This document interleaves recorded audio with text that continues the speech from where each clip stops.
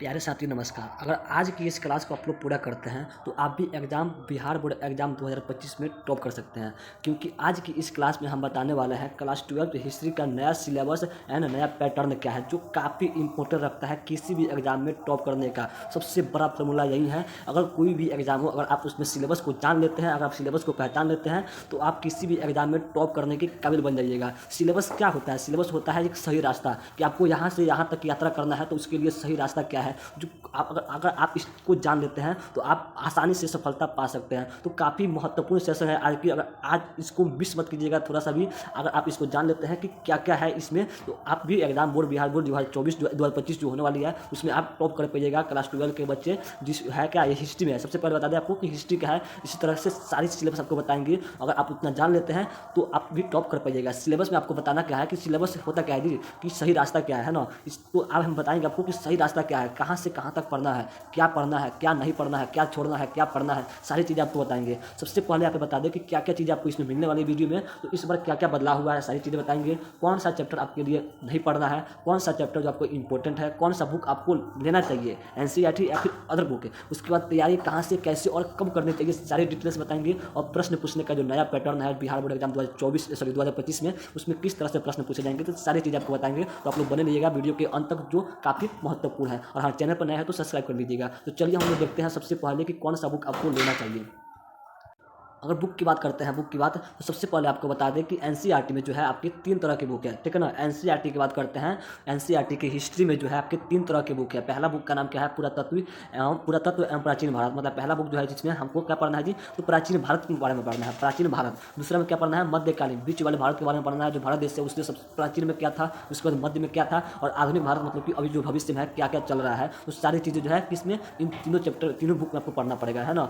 इतिहास में क्या पढ़ना है, शुरू से लेकर अंत तक, मतलब भारत की शुरुआत से लेकर भारत का जन्म कहाँ से कैसे हुआ, इस भारत में जो है मनुष्य कहाँ से कब आए, और अभी क्या चल रहा है भारत में, सारी चीज़ों को कहाँ पढ़ना है जी, इन तीनों बुक को लेकर पढ़ना है। तो काफ़ी इंपॉर्टेंट है। तो ये होता है आपको हिस्ट्री में कुल 3 बुक है ना, कितने, 3 तरह की बुक है। केवल एनसीईआरटी की बात करते हैं, एनसीईआरटी में कुल 3 बुक है। और अगर आप चाहें तो केवल एक बुक ले सकते हैं जिसमें तीनों बुक एक में दे देता है। तो आपको एनसीईआरटी में कितने बुक है, 3 बुक है। चलिए आपको दिखा देते हैं कि कौन कौन सी बुक है वो जिसको आपको लेना चाहिए एनसीईआरटी के थ्रू। आप यहाँ पे देख सकते हैं कि तीनों बुक आपको यहाँ पर दिख रहा होगा, ठीक है ना। एनसीईआरटी में तीनों बुक, भाग 1, भाग 2, भाग 3। इसमें क्या है जी, इसमें आपको प्राचीन भारत के बारे में पढ़ना होगा। दूसरे भाग जो भाग 2 है उसमें मध्यकालीन भारत के बारे में पढ़ना है। और तीसरा जो है भविष्य के बारे में, मतलब आधुनिक भारत के बारे में पढ़ना है, ठीक है ना। मतलब अभी तक जो भारत जो है कैसा है उसके बारे में आपको पढ़ना है। तो यहाँ पे जो है काफ़ी महत्वपूर्ण है यह तीनों बुक है एनसीईआरटी की। अब हम बात करते हैं कि अदर में आप कौन सा बुक लिख सकते हैं। अब हम आपको सबसे पहले बता दें कि अदर में आपको लेने की बात क्यों कर रहे हैं, क्योंकि इस बुक में जो है एनसीईआरटी की जो बुक है, इसमें आपको चैप्टर वाइज चैप्टर जो आपको अच्छे से मतलब पढ़ाया तो रहता है, लेकिन इसमें प्रश्न ज़्यादा नहीं पूछे जाते हैं। मान लीजिए कोई एक चैप्टर, जो पहला चैप्टर इसमें आता है हड़प्पा सभ्यता, हड़प्पा सभ्यता जो पहला चैप्टर है इसमें, ठीक है ना, भगवान में, उसमें जो आपका हड़प्पा सभ्यता के बारे में अच्छे से विस्तार से बताएगा, ठीक है ना। अच्छे से पढ़ा दिया जाता है, मतलब अच्छे से लिखा रहता है, लेकिन उसमें जो प्रश्न आपको नहीं दिया जाता है, एक भी नहीं, मतलब 5-6 ही प्रश्न आपको देखने को मिलेगा इसमें जो है एनसीईआरटी पूछा जाता है। मतलब पार्ट 1 से आपके 5-6 ही प्रश्न आपको ऑब्जेक्टिव में पूछा गया है, मतलब इसमें दिया गया है ना। तो आपको अलग से जो इसमें लगभग बहुत सारे ऑब्जेक्टिव है ना जी, बहुत सारे, लगभग 50-60 ऑब्जेक्टिव है। उतना आपको ऑब्जेक्टिव कहाँ से पढ़ना पड़ेगा, तो आपको इसके लिए अलग से बुक लेना पड़ेगा, है कि नहीं। तो यही है इसमें कि एनसीईआरटी में आपको इसमें जो है ऑब्जेक्टिव देखने को नहीं मिलेगा, ज़्यादा सब्जेक्टिव ज़्यादा देखने को नहीं मिलेगा। इसके लिए आपको अलग से बुक लेना पड़ता है। और एनसीईआरटी का बुक लेते हैं तो ऑब्जेक्टिव और सब्जेक्टिव की तैयारी के लिए अलग सा बुक लेना पड़ता है ना, और कहानी पढ़ने के लिए आपको एनसीईआरटी का बुक लेना पड़ता है। यही इसमें एक कमी है। चलिए अगला बताते हैं कि आपको अलग से बुक कौन सा लेना चाहिए, है ना। अलग से अगर बुक लेना भी है तो कौन सा बुक आपको लेना चाहिए जो सबसे महत्वपूर्ण है। अगर आप अलग से बुक लेना चाहते हैं तो मेरा सजेशन क्या रहेगा जी, अलग से बुक में आपको कौन सा बुक लेना चाहिए, तो सबसे बेस्ट है एसबीपीडी का बुक, है ना। एसबीपीडी का जो बुक है काफ़ी लाजवाब है, काफ़ी महत्वपूर्ण है, काफ़ी इंपॉर्टेंट रहेगा आपके लिए। इसमें क्या क्या मिलेगा, एसबीपीडी जो यहाँ पे आप लोग दो बुक देख रहे होंगे, दोनों बुक एक ही है, बस इसका कवर चेंज कर दिया गया है ना। तो दोनों बुक में आपको मिलेगा क्या, यहाँ पे आप लोग देख सकते हैं। यहाँ पे लिखा क्या है जी, बेस्ड ऑन एनसीईआरटी गाइडलाइंस। यहाँ पे भी लिखा है बेस्ड ऑन एनसीईआरटी गाइडलाइंस, मतलब कि इसमें जो है किसमें, तो ये जो एसबीपीडी का बुक है इसमें आपको क्या मिलेगा, आपको एनसीईआरटी की सभी चीज़ आपको यहाँ पे मिल जाएंगे। एनसीईआरटी के जितने, मतलब एनसीईआरटी के जितने सारे पार्ट है सभी पार्ट यहाँ पे अच्छे से मिल जाएंगे एनसीईआरटी के थ्रू है। इसमें पूरा मतलब एनसीईआरटी के बारे में बताया गया है। एनसीईआरटी के जितने सारे चैप्टर है उसको अच्छे से विस्तार से बताया गया है। सबसे खास बात क्या है जी, आपकी आम भाषा में विस्तार से बताया गया है, जो आप आसानी से समझ सकते हैं। दूसरा क्या है जी, इसमें सभी ऑब्जेक्टिव भी दिए गए हैं, जितने सारे ऑब्जेक्टिव आपको बन सकते हैं सभी ऑब्जेक्टिव इसमें बता दिए गए हैं। उसके साथ साथ सब्जेक्टिव भी बता दिया गया है, और उसके साथ साथ कौन सा प्रश्न जो है किस सन में पूछा गया है सारी चीज़ें बताया गया है। कौन सा प्रश्न किस सन में पूछा गया है सभी चीज़ें इसमें अच्छे से बताया गया है, जो काफ़ी महत्वपूर्ण रखता है आपके आपके लिए बहुत ही लाजवाब लगता है। अगर आप इस बुक को लेते हैं तो अगर मैं आपको कोई बुक ले या ना ले कोई फर्क नहीं पड़ना है, आप केवल इस बुक को ही पढ़कर टॉप कर सकते हैं। अगर मैं आपको ऑब्जेक्टिव के लिए सब्जेक्टिव के लिए अलग से बुक लेने की भी कोई जरूरत नहीं पड़ेगी, गेस लेने के लिए कोई जरूरत नहीं पड़ेगी अगर आप इस बुक को लेते हैं तब, है ना। तो काफ़ी इंपॉर्टेंट बुक है आपके लिए। कौन? तो ये एसबीपीटी का बुक एनसीईआरटी से भी बहुत ही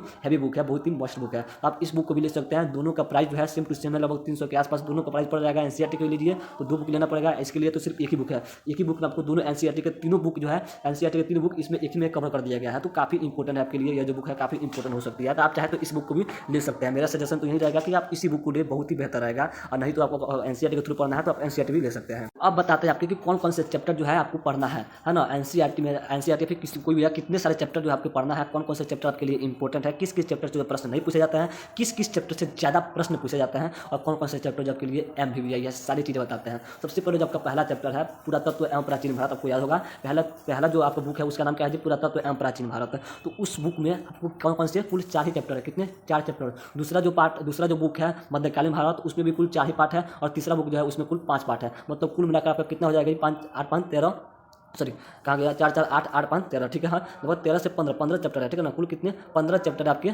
आपके पूरे किसमें? तो एनसीईआरटी में भी देख लीजिए, या फिर जो एसबीपीटी का बुक है उसमें भी आप लोग देख सकते हैं।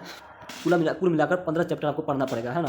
लगभग 15 चैप्टर आपको पढ़ना पड़ता है। तो कौन कौन से चैप्टर जो इंपॉर्टेंट है सारी चीज़ें बता देते हैं आपको। सबसे पहले पहला चैप्टर आपका नाम क्या है? पहला चैप्टर का एनसीईआरटी में अगर आप एनसीईआरटी में देखते हैं, एनसीईआरटी के बुक में जो है ईट मन के तथा अवस्थियाँ दिया जाता है। लेकिन वहीं आपको आप एसबीपीटी का बुक लेते हैं तो उसमें पहला चैप्टर का नाम क्या है जी? हड़प्पा सभ्यता, जो दोनों सेम ही है। ईट मन के और अवस्थी में आपको पढ़ना क्या है जी? हड़प्पा सभ्यता के बारे में पढ़ना है। और इसमें जो हड़प्पा सभ्यता का पार्ट का नाम ही दे दिया गया है ना। तो दोनों सेम टू सेम ही है। उसके बाद क्या है जी? दूसरा चैप्टर है राजा किसान और नगर, जिसमें आरंभिक राज्य से अर्थव्यवस्था तो बताया गया है। राजा किसान और नगर, है ना। दूसरा चैप्टर ये एनसीईआरटी के बुक का नाम है, ठीक है। एनसीईआरटी के बुक के पार्ट का नाम है। वहीं अगर आप एसबीपीटी के बुक लेते हैं तो उसमें पार्ट का नाम थोड़ा सा चेंज कर दिया गया है। दूसरे पार्ट में जो है आपका मिलेगा क्या? तो गुप्त काल, मध्य क्या बोलते हैं, मौर्य काल से लेकर गुप्त काल तक का इतिहास, इस तरह से पार्ट का नाम दिया गया है दूसरा चैप्टर में। जो दोनों में सिम टू सिम वही पढ़ना है। राजा किसान और नगर में भी आपको मौर्य काल से गुप्त काल के बारे में पढ़ना है, और उस पार्ट में भी मौर्य काल से गुप्त काल के बारे में वही सिम टू सिम पढ़ना है। तो पार्ट का नाम थोड़ा चेंज कर दिया गया है, और फर्क इतना है कि इसमें थोड़ा विस्तार से बता दिया गया है एसबीपीटी में। तो आप दोनों बुक को चाहे तो पढ़ सकते हैं, या फिर किसी एक बुक को भी ले सकते हैं जो काफी इंपॉर्टेंट है। चलिए, तो पहला जो है ईंट मन के तथा अवस्थियाँ, राजा किसान और नगर, बंधुत्व, जाति वर्ग, विश्वास, विचारक, इमारतें, 4 पार्ट है पहले बुक में। जिसमें जो है ये वाला जो बुक है, सॉरी जो पहला पार्ट है और जो दूसरा पार्ट है सबसे महत्वपूर्ण है। पहला और दूसरा पार्ट जो आपके लिए सबसे एमबीबीआई है, सबसे ज्यादा प्रश्न इसी दोनों पार्ट से पूछे जाते हैं। तो इस पार्ट को आप लोग अच्छे से कवर कीजिएगा, है ना। बता दिए कौन कौन से पार्ट भी है। पहला पार्ट पहला किताब में तो हड़प्पा सभ्यता वाला, और दूसरा राजा किसान और नगर वाला, तो जो काफ़ी इंपॉर्टेंट है। बाकी ये जो पार्ट है इसमें से थोड़ा कम प्रश्न पूछे जाते हैं। आप चलिए बताते हैं आप दूसरे चैप्टर के बारे में। दूसरा बुक आपको क्या है? दूसरा बुक है मध्यकालीन भारत। दूसरा बुक क्या है जी? मध्यकालीन भारत। तो दूसरे बुक में भी आपके कुल कितने? तो 4 ही चैप्टर है। पहला चैप्टर का नाम क्या है जी? यात्रियों के नजरिए, समाज के बारे में उनकी समझ, मतलब जो विदेशी यात्री आए थे उनके नज़र में जो है भारतीय सभ्यता की जो है कैसी थी, ये बारे में बताया गया है। दूसरे में क्या बताया गया है? जो अगला चैप्टर है उसमें बताया गया सूफी संत के बारे में, भक्ति के बारे में, जैसे कबीरदास हो गया, रैदास हो गया, है ना, सूफी संतों के बारे में। अगला चैप्टर क्या है? विजयनगर के बारे में। और 8 नंबर जो चैप्टर है उसमें बताया गया है राजा किसान, जमींदार, कृषि समाज और मुगल समाज, है ना, मुगल के बारे में। 8वां नंबर जो चैप्टर है उसमें मुगल साम्राज्य के बारे में बताया गया है। 7वां नंबर विजयनगर एक क्या है जी? एक जगह का नाम है ना, बहुत ही सुंदर जगह था जिसको हम्पी बोला जाता है। और उसके बाद सूफी संत के बारे में और यात्रियों के नज़र में भारतीय सभ्यता कैसी है, ये आपको दूसरे बुक में मध्यकालीन भारत में आपको पढ़ने को मिलेंगे। इसमें जो है आपका सबसे अगर मेन जो चैप्टर है वो कौन कौन से आपको बता देते हैं। इसमें जो सबसे मेन चैप्टर जो है यहाँ पे 8 नंबर मुगल साम्राज्य, और 7 नंबर हम्पी अर्थात की विजयनगर, जो काफ़ी वीवीआई काफ़ी इंपॉर्टेंट है। तो आप अगर इस दोनों चैप्टर को अच्छे से कवर कर लेते हैं तो आपके लिए काफ़ी लाजवाब सिद्ध हो सकते हैं, ठीक है। चलिए अब नेक्स्ट बात करते हैं। अगला जो आपका किताब है आधुनिक भारत, उसमें कौन कौन से प्रश्न, कौन कौन से पार्ट है जो। तो यहाँ पे तीसरा बुक का नाम क्या है जी? आधुनिक भारत। इसमें क्या है? आधुनिक भारत में आपके कुल कितने चैप्टर है? 1 2 3 4 5 6, लगभग 6 चैप्टर है ना। तो इसमें जो आपको मिलेंगे क्या? पहला चैप्टर का नाम क्या है? इसमें उपनिवेशवाद या फिर देहात या फिर सरकारी अभिलेखों का अध्ययन, ठीक है ना। दूसरा क्या है जी? 1857 का विद्रोह क्रांति। अगला चैप्टर क्या है? औपनिवेशिक शहर या फिर नगरीकरण या फिर नगर योजना के बारे में। तीसरा में बताया गया है महात्मा गांधी का राष्ट्रीय आंदोलन क्या था। उसके बाद क्या है जी? विभाजन को समझना, मतलब भारत का जो विभाजन हुआ था उसके बारे में। और लास्ट में आपको पढ़ना है संविधान का निर्माण कैसे हुआ था। मतलब अगर देखा जाए तो इस पूरे हिस्ट्री के किताब में, आपके जो इतिहास का जो किताब है, इसमें जो आपको मिल क्या रहा है जी? तो आपको पूरे प्राचीन भारत से लेकर अंत में, मतलब कहाँ से यहाँ पे मनुष्य की उत्पत्ति हुई, भारत में मनुष्य की उत्पत्ति कहाँ से कैसे हुई, कितनी समस्याएं झेली गई, है ना, और क्या क्या मुसीबतें आई भारत पे, और उसके बाद कैसे भारत को एक कर एक संविधान बनाया गया। यहाँ पे आपको अच्छे से देख सकते हैं संविधान के बारे में। लास्ट में क्या दिया गया जी? संविधान का निर्माण, अर्थात कि भारत का जन्म से लेकर भारत का मतलब अभी जो चल रहा है वहाँ तक अच्छे से इस बुक में दिया रहता है। तो आप अगर एनसीईआरटी का बुक ना लेकर एसपीपीटी का बुक लेते हैं तो आपके लिए काफ़ी बेहतर सिद्ध हो सकती है, क्योंकि वहाँ से भी जो है कंपटीशन लेवल की भी आप तैयारी कर सकते हैं एसपीपीटी बुक पढ़कर। हमने खुद उस किताब को पढ़ा है, खुद उस किताब को देखे हैं, पढ़े हैं हम खुद भी, ठीक है ना। तो काफ़ी आपके लिए महत्वपूर्ण सिद्ध हो सकती है। मेरा मानना है कि आप लोग एसपीपीटी का ही बुक लीजिए जो सबसे बेस्ट रहेगा। आप कंपटीशन लेवल की भी तैयारी कर सकते हैं और साथ साथ जो है एनसीईआरटी का भी अच्छे से तैयारी कर सकते हैं। तो आप मानिए कि उसी बुक को ही लीजिएगा, है ना, जो काफ़ी लाजवाब होगी। आपके कुल कितने चैप्टर हो गए? लगभग 15 चैप्टर जो आपके पढ़ना है ना। आप लोग इसको अभी से पढ़ना शुरू कर दीजिए, है ना, जो काफ़ी महत्वपूर्ण है। एक माह में अगर 2 चैप्टर पढ़ते हैं तो आप 7 से 6 माह में आप लोग अच्छे से पूरा चैप्टर पढ़ लीजिएगा और उसके 1-2 माह बाद क्या कर लीजिएगा, इसका रिवीजन कर लीजिएगा, जो आपके लिए सबसे बेस्ट रहेगा, ठीक है ना। तो आप लोग इसी तरह से पढ़िएगा जो सबसे बेस्ट है। या फिर चाहे तो एक दिन में चाहे तो आप सभी चैप्टर खत्म कर दे, तो ऐसा हो ही नहीं सकता। तो आप लोग 6 से 7 माह में, मतलब एक माह में 2-2 चैप्टर पढ़िए, जो आपके लिए सबसे अच्छा सिद्ध होगा। 5-6 माह में आपका पूरा चैप्टर कंप्लीट हो जाएगा। उसके बाद जो बचा समय रहेगा उसमें आप लोग इसका रिवीजन कर लीजिएगा, जो आपकी सबसे बेस्ट तैयारी हो सकती है, ठीक है। चलिए नेक्स्ट में बताते हैं आपको क्या का पैटर्न क्या रहेगा। प्रश्न पूछने का जो आपका पैटर्न है वो बिहार बोर्ड एग्जाम 2025 में कैसा पैटर्न रहता है, कैसा पैटर्न रहेगा, सारी चीज़ बताएंगे। चलिए तो यहाँ पे सबसे पहले जान लेते हैं प्रश्न पूछने का पैटर्न में। सबसे पहले क्या है जी कि आपका ऑब्जेक्टिव और सब्जेक्टिव मिलाकर 100 नंबर का पूछा जाता है। कितने नंबर का? 100 नंबर का, जिसमें आपका जो ऑब्जेक्टिव है वो 50 मार्क्स का होता है और सब्जेक्टिव जो है 50 मार्क्स का होता है। उसके बाद सब्जेक्टिव में जो है शॉर्ट क्वेश्चन 30 नंबर का पूछा जाता है और लॉन्ग क्वेश्चन जो है आपका 20 नंबर का पूछा जाता है ना। ऑब्जेक्टिव में किस तरह से प्रश्न पूछे जाते हैं, जैसे कि मान लीजिए कोई एक प्रश्न हो गया, उसमें 4 ऑप्शन दे देता है, जिसमें से कोई ना कोई एक ऑप्शन आपका सही रहता है। सब्जेक्टिव में क्या होता है, शॉर्ट क्वेश्चन में आपका कोई एक छोटा सा क्वेश्चन दे देगा जिसका उत्तर आपको 4 से 5 लाइन में लिखना होता है, और लॉन्ग क्वेश्चन में किसी एक प्रश्न का उत्तर जो है आपको लगभग 1.5 से 1 पेज के आसपास आपको, मतलब 20 से 25 लाइन आपको लिखना पड़ता है। ये लॉन्ग क्वेश्चन होता है, ठीक है ना। तो आपका कुल मिलाकर 100 मार्क्स 100 नंबर का ही आपका एग्जाम होगा, ठीक है ना। हिस्ट्री में कितने नंबर का? 100 नंबर का एग्जाम होगा, जो आपके लिए काफ़ी ईजी भी है ना। अगर आप अभी से इसका तैयारी शुरू कर देते हैं तो आप 100 में 99, 98, 100 में 90 प्लस 80 प्लस ला सकते हैं, अगर अभी से शुरू करते हैं तब। और नहीं कि ये सोचते हैं कि हम हिस्ट्री लिया है, आर्ट से लिया है, तो अभी से क्या पढ़ना है, 3 माह बाद रहेगा, 3 माह रहेगा तब पढ़ेंगे, एक माह में पढ़ के कंप्लीट कर लेंगे, आप टॉप कर देगा, तो ऐसा हो ही नहीं सकता है ना। तो आप 1 माह में पढ़ के टॉप नहीं कर पाइएगा, आपको अभी से इसकी लगातार पढ़ाई करनी पड़ेगी, ठीक है ना, रेगुलर पढ़ाई आपको करनी पड़ेगी। अब चलिए आपको बता देते हैं कि आप इसको जो है कहाँ से पढ़ पाइएगा, कहाँ से इस जो इतनी बड़ी सिलेबस को आप लोग कहाँ से कवर कीजिएगा, कैसे पढ़िएगा, कहाँ से पढ़िएगा, कब पढ़िएगा, सारी चीज़ आपको अब बताते हैं लास्ट में। तो यहाँ पे आप लोग देख सकते हैं सफलता बैच आपको दिख रहा होगा, है ना। सफलता बैच यहाँ पे आप लोगों को दिख रहा होगा। क्या है जी? तो सफलता बैच क्या है जी? जो एसडीएम आर्ट्स क्लासेज जो है, एसडीएम आर्ट्स क्लासेज, यह जो है आपके लिए नया बैच सफलता बैच शुरू किया है। किसके लिए?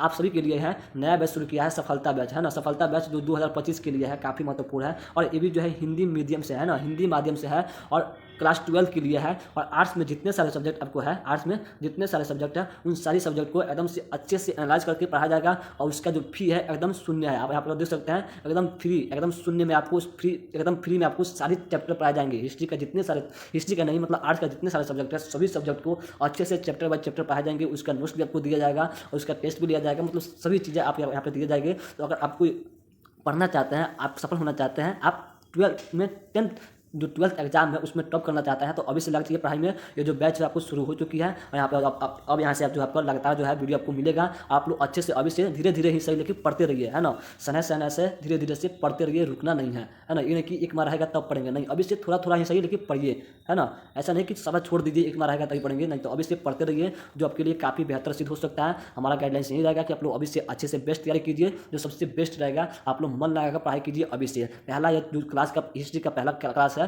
इस सिलेबस आप लोग जान गए कि क्या क्या पढ़ना है, क्या क्या नहीं पढ़ना है। आप लोग इन सबका स्क्रीनशॉट ले लीजिएगा, ठीक है ना, कि कौन कौन से चैप्टर आपके पढ़ना है, कौन कौन से चैप्टर नहीं पढ़ना है। बुक का भी स्क्रीनशॉट ले सकते हैं, ठीक है ना, कौन सा बुक आपको लेना है, या फिर आप चाहे तो बुक भी मत लीजिएगा, तो हम आपको सभी चीज़ें आपको प्रोवाइड कर दिया जाएगा। उसके बाद क्या है जी, आप लोग चैप्टर का स्क्रीनशॉट ले सकते हैं कि आपको कौन कौन से चैप्टर आपको पढ़ना है, कौन कौन से चैप्टर जो है आपके लिए इंपॉर्टेंट है, और जो चैप्टर आपका कंप्लीट हो जाएगा उसको टिक लगा लीजिएगा कि भाई हमारा ये जो चैप्टर है कंप्लीट हो गया, है ना। तो आप लोग सभी का जो चैप्टर है आपका स्क्रीनशॉट इसका ले लीजिए और अच्छे से तैयारी कर लीजिए। चैप्टर बाय चैप्टर जो है इसका अच्छे से तैयारी कर लीजिए, जो सबसे बेस्ट रहेगा। और अगर आप अभी से तैयारी करते हैं तो आप जो है बेस्ट रिजल्ट पाइएगा, आप भी टॉप कर पाइएगा। और हाँ, राइटिंग सुधार करते रहिएगा, जो आपके लिए बोर्ड एग्जाम के लिए राइटिंग भी काफ़ी महत्वपूर्ण रखता है। तो उम्मीद है कि ये जो आज की जो क्लास है सिलेबस को लेकर आपके लिए काफ़ी महत्वपूर्ण होगी, आपको अच्छी भी लगी होगी। अच्छा लगा है तो एक लाइक कर दीजिएगा, और हाँ, अपने दोस्तों के पास शेयर कर दीजिए। आप लोग शेयर नहीं करते हैं, आप लोग बहुत ज़्यादा कंजूसी कर रहे हैं कि आप लोग शेयर नहीं कर रहे हैं, आप लोग अपने दोस्तों के पास भी शेयर कर दीजिए। हाँ, चैनल पर नए तो सब्सक्राइब कर दीजिएगा। सारी चीज़ें इस सफलता बैच में जो है आप लोग इस वीडियो को देख लीजिएगा, इसमें क्या क्या मिलेगा, सफलता बैच में आपको क्या क्या मिलेगा, इसके लिए आप इस वीडियो को देख लीजिएगा, ठीक है ना। सारी चीज़ें आप बता दिए गए हैं। तो अगर आप चैनल पर नए हैं तो सब्सक्राइब कर लीजिए, अपने दोस्तों के पास शेयर कर दीजिए। मिलते हैं नेक्स्ट क्लास में पहले चैप्टर के साथ, तब तक के लिए जय हिंद।